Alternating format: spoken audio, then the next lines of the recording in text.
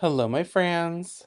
It's me, Dear Michael, and this is Make Sense with Me, a podcast where we do everything absolutely perfectly every single time. mm. How are you guys? Are you enjoying spring? I love spring. It's so weird. It's so weird. It's like the theme of my life is that I was born in spring, and it's like this time where, the buds are out on the trees and the leaves and the bumblebees, and, everything is like coming alive after a long winter, cold, hard winter, dead winter, and everything is like bustling again, and everyone is excited to be outside, and like people are showing off their skin. And I was born in May, and I have very pale skin, red hair, terrible allergies to like most things, I would say. And yeah, I remember like pretty much every year of my life being like, oh, yeah, let's go out and do fun things. Let's go out and be outside. And then within like 30 minutes, like my eyes swollen up, not being able to breathe, sneezing uncontrollably. There's like pictures of me as a kid playing soccer, and my eyes are so swollen I can barely see out of them, and I've got like this little Kool-Aid mustache. I was really cute, but it's just like this whole thing of like, surprise, you're born now, and it's not your thing. Even though you want it to be your thing, it's not your thing. So, yeah, that's maybe the theme for my life. Like, the things that you want are not for you.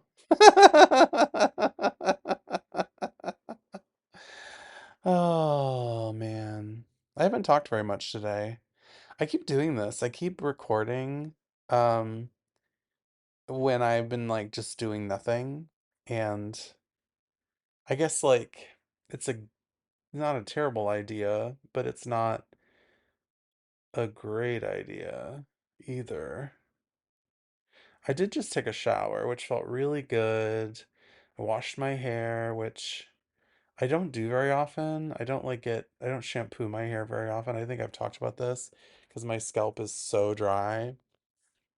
And I feel like I have some kind of like skin disease of the scalp. Like, I don't know if it's like dermatitis, or I don't know what that is actually, but I like watching Dr. Pimple Popper. I'm like, oh my God, I must have like psoriasis or something in my hair, in my hair, in my scalp.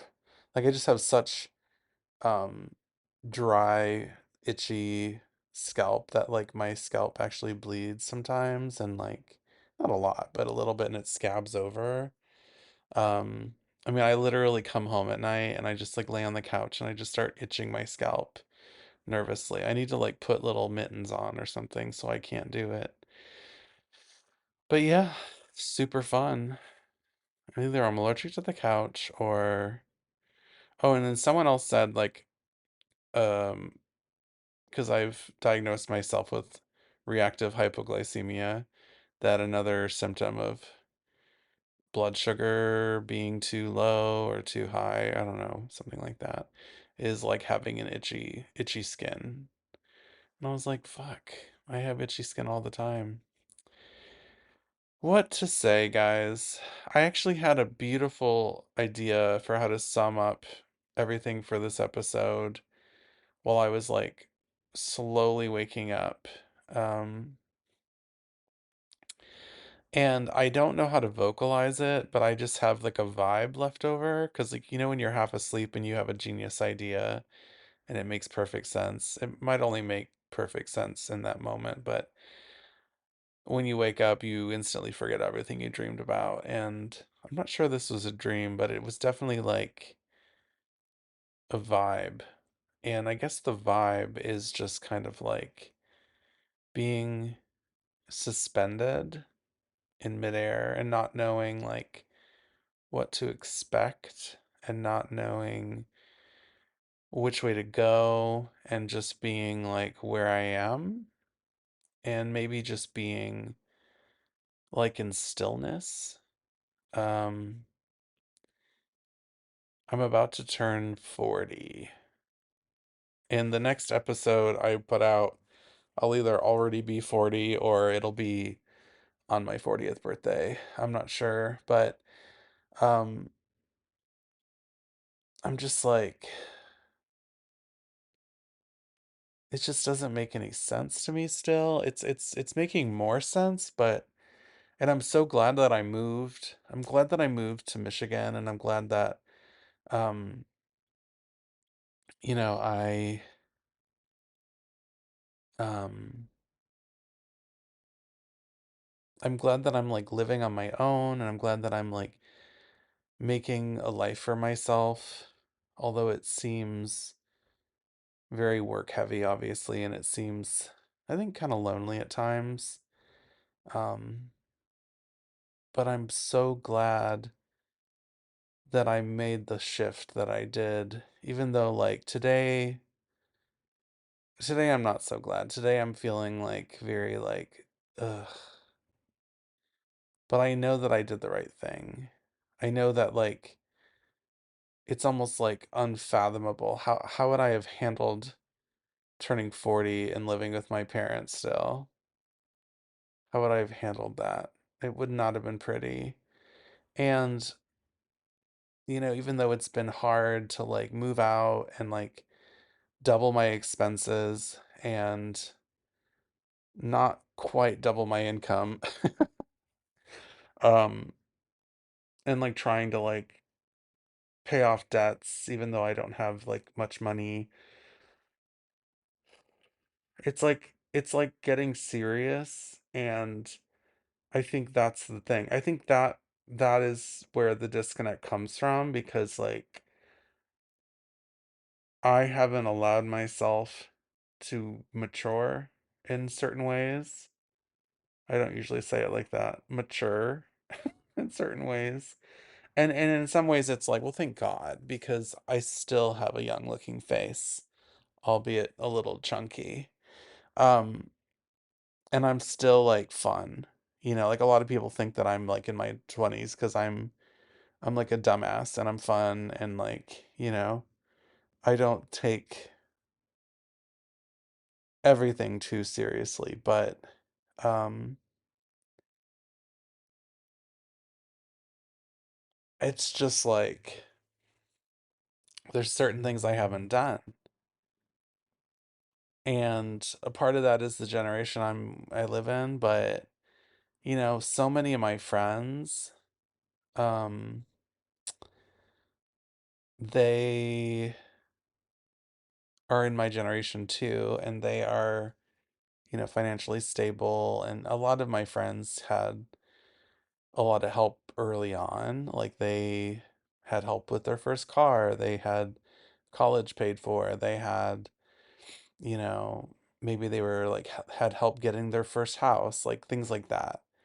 So I'm pretty sure all my friends have had a lot of help, but um they also like took college seriously and they got serious jobs, a lot of them, not all of them, but a lot of them, and they like make a living for themselves. And there was just a point when they just said like it's time to take yourself seriously. And I have taken myself seriously over the years, but it has been a while and it's really hard.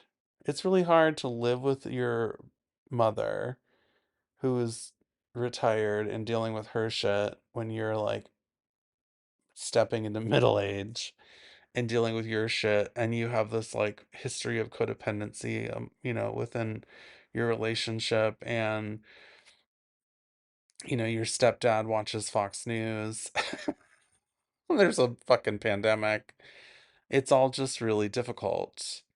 And I just, I felt myself, I guess I just felt myself like trapped inside my own body and just screaming to get out, kind of. And being constantly underestimated and being like every day less and less okay with that. Um, and also like never trying to challenge myself. I know all of this has been very challenging. Like my new job, it's very stressful, and in a lot of ways, it's not the kind of work I want to be doing. I think I've been coming to terms with that. I think that's another reason why lately I've just been kind of suspended because um I I think I mentioned in the last couple episodes, like I just hired someone to be like, like my right hand, and she's taking on a lot of responsibilities that I was doing previously because we didn't have anyone in her position. And now I'm just kind of like, I just feel like I'm lost in like the things I'm supposed to do are all the things that like they're like the least fun parts of my job, or at least the parts that I just don't feel like doing. And um I literally could do everything else instead of making cold calls, you know? And I'm pretty good. Like if you tell me like there's this many calls you got to make and it's like under 50 for the month, call these people, they're all interested at least a little bit in they're going to be well received. Your calls will be well received. And I'm like, okay, I can do that. But if it's like over 100, and a lot of these people are, you just don't know. You're just like randomly calling people. I'm like, we nobody likes being called by random people, and they haven't for like a while. And like the further we get into like the future, it's going to be more AI, more bots, more scammers. Like nobody wants to answer their phone ever. And here is a job that I have somehow gotten myself into where I need to call people constantly. And the only thing I have going for me is like, you know, I represent something really, really awesome that's really good for people and their families and the community. And I do want to make all my ads goals, but I also like want to help people. And, like if someone tells me no, I'm like, well, thank you so much. Like I hope you have a great weekend. If anything changes, let us know. I'm not going to try to manipulate anyone into wanting to buy what I'm selling. Like that's not me. Like I'm never I just that violates everything I believe in. But for a long time, um I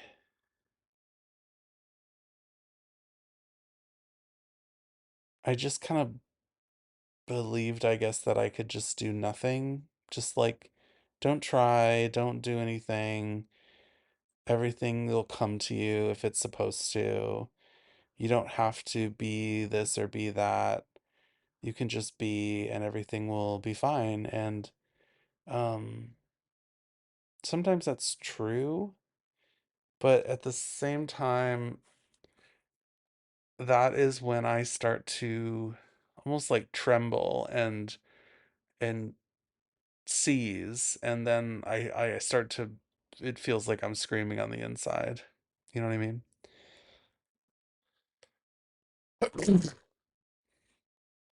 Oh, that could have been louder.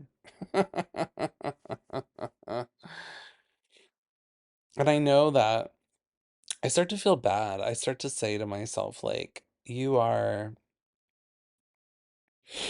like, why do you always find yourself back in this place where you just feel like you're still not doing what you want to do? You're still not doing the things you want to do. And I start to beat myself up. And I think at first I get kind of upset about it. And then I eventually start to get frustrated enough with myself that I move forward. I do something. I step out of my comfort zone. But it's like, it's amazing how um the smallest thing feels like such a huge leap. Like I went and auditioned for a show at a theater down in South Carolina that was like a literal, like, I guess you could consider it like regional theater, and I got in the show. And it was right before they started paying their actors anything, so I didn't get any money, but I got chosen to be in the show, and I would have been in the show and I would have done well, and I would have been asked to be in more shows. Probably I would have probably been accepted by more directors, and everyone would have gotten to see my performance and blah blah blah. And it wasn't right, and I talked myself out of it, but the whole thing was like I just felt like I was like daring, like I had the audacity to try to do something really bold, like to really try to do what I really wanted to do. And um I think a big part of me freaked out because I didn't know how I was going to get there, and I didn't know how I was going to like, you know, I was going to be not able to work as much as I was already working, and I was already not making enough money, and like I was like my goals are to live outside of my parents' house. Like how am I going to ever do that if I start doing these like unpaid theater gigs, you know? Um Even when they started paying their actors, I think it was just a stipend at this theater. So it was just like, it was like,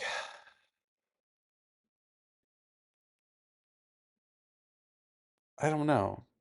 Ultimately, I didn't do the show because it was Hair, the musical, and I started learning the script. I mean, I read the script and I like was like learning all the songs, and I was like, wow, this show did not age well. This show offends me. I don't like it. There is like adult men having sex with teenage girls. I really don't like it.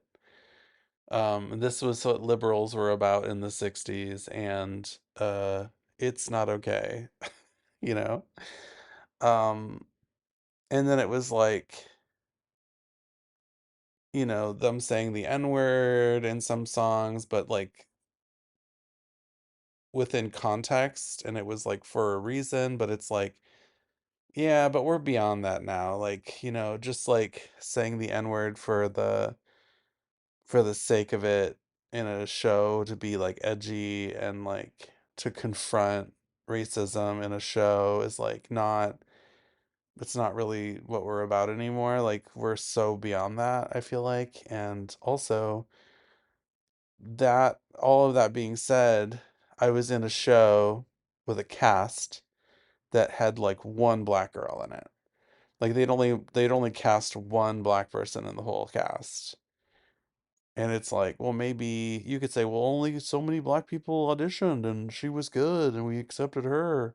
But it's like, yeah, but how are you advertising for your shows? Who are you telling? How are you telling people? How much of it is just like you just keep like casting people like there might be some unconscious bias here. Anyway, the whole thing was just like it just wasn't right for me at the time, but it's just like when I think about, sorry, my landlord is yelling at some chickens, and I'm just like, great. When I think about how, like, I had just decided to go to that audition, I decided to drive there, I decided to audition, I really stepped out of my comfort zone, and I was just like, And then I got accepted, and it was just like, oh my God, it was just like, it was just so big. But it was also scary in a good way, but it was also scary in a way of like, I don't know if this, it's like I want this, but it's not perfect, and that's okay. But at the same time, is it just, am I just headed in a direction that is fruitless? And I guess, ooh, yeah. I guess that's a constant fear of mine is like, as you get older, are the things that I decide to do, the paths I decide to take, are they going to be fruitful?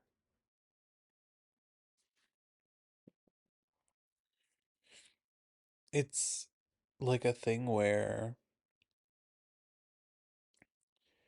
you feel like time is becoming more limited, and you're like, I don't know if I can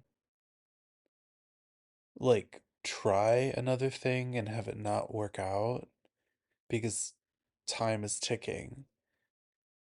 And I guess it's like,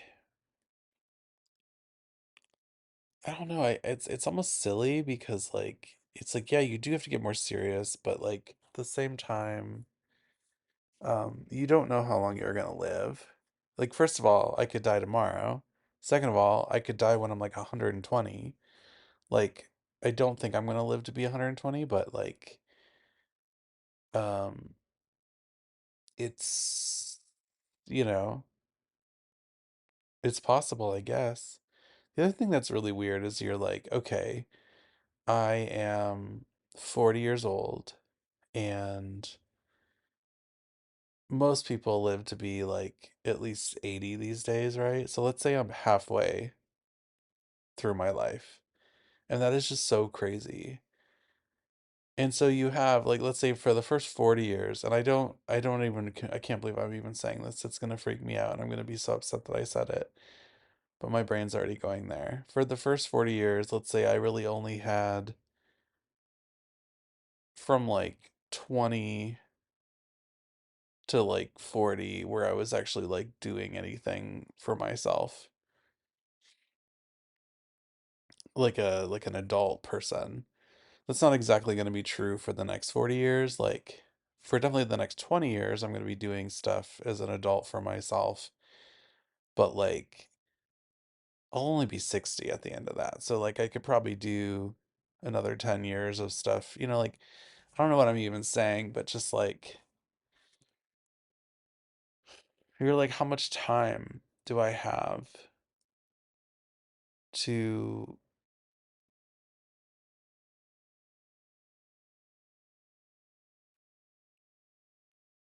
Sorry, I was looking outside and it looked like there was like a smoke in the air or something. How much time do I have to get my life together? I guess I just don't know. So I guess like what I have to do is just like make a plan, try to stick to the plan, but like leave more room for fun and exploration. Ugh. But I feel like the older I get, the less I feel like exploration. I have to be honest, I have not shooted my shot. Shot my shot? I usually call Saturdays, or not usually, but I'm trying to name Saturdays Shoot My Shot Saturday. And I did shoot my shot a couple times. Um, I stepped outside my comfort zone. I did different things. And then I kind of just was like, I'm a little bit like busy, you know. Uh, that wasn't as like pleasurable as I thought it was gonna be. But there's still so many things that I haven't tried and that I want to try. Um, but I'm also really happy about some of the like money savings I'm starting to like figure out.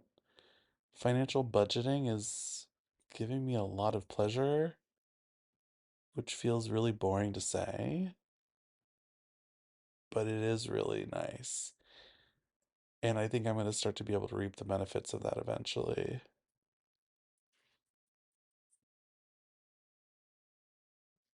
Anyway, I don't know if there's anything left for me to say. I just wanted to actually leave a quickie-sode because it's actually been a while since we've done a quickie-sode. Um, Maya is coming into town on Thursday because my birthday is Friday, and we're gonna just like be crazy, have fun. I'm taking a few days off. Um, and then I'm gonna be 40, and then I'm thinking about giving up dairy. I've definitely not eaten dairy for long periods of time before, and um, I'm thinking I need to just do something. I'm really worried about my health. I'm really worried about cholesterol. I'm really worried about like continuing to get fatter. I don't know that I can, but I I'm also like interested in doing different kinds of exercise now that I haven't been interested in for a while before. I definitely want to start jogging, swimming, and yoga. I'm thinking these things will give me a lean, classic physique, and I'm really interested in that sort of thing. I definitely am interested in not going on Ozempic. My friend Cindy, I talk about sometimes, she is also turning 40 this year. And she was like, so I think we need to do like Zepbound. Like, I think we need to go on, I think we got to do Zepbound. And I was like, who's we? Like, you and your wife? She was like, no, no, you and me. I think we need to do it. I was like, I don't think I need to do it. She's like, yes, you do. Come on, do it with me. Like, we just need something. We need to like, she's like, we need to like get healthy. We need to get rid of food noise. I was like, I don't actually think I have that much food noise. And she was like, are you kidding me? You have food noise. I've met you. You have food noise. And I'm like, I don't know. I kind of like maybe I do, but I also like have a lot of other noise. I don't know if the food noise is the loudest noise that I have that I don't want in my head.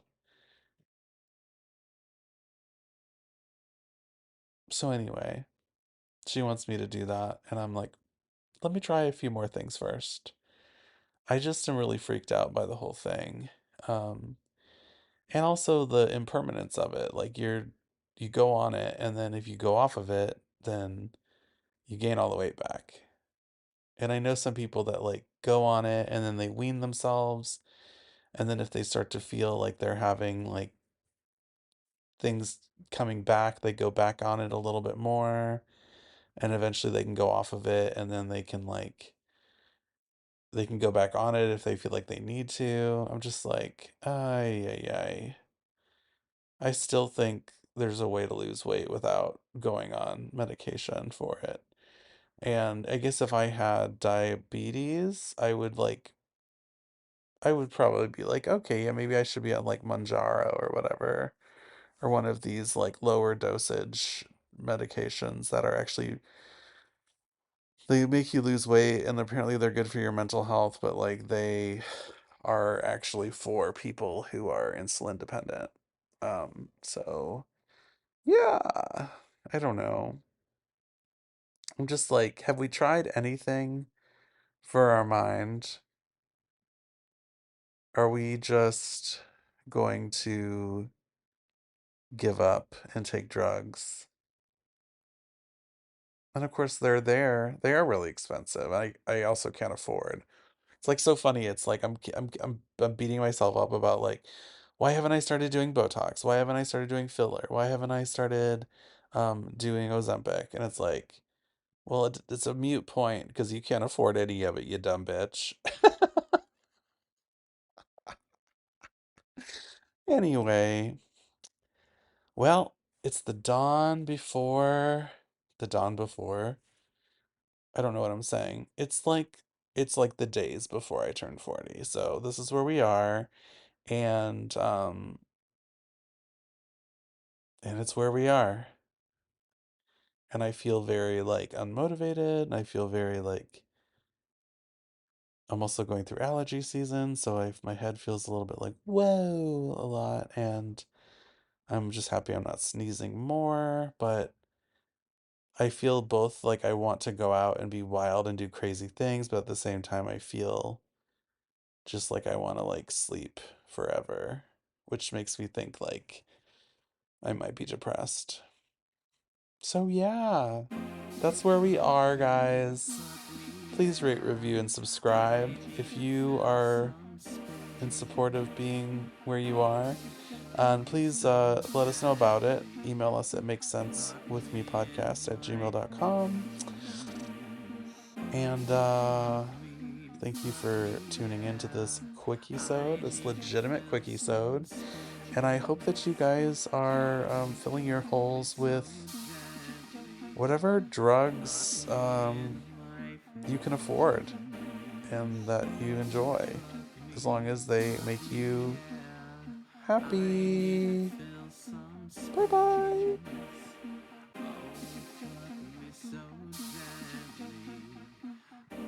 Don't do drugs. Drugs are bad. Thanks.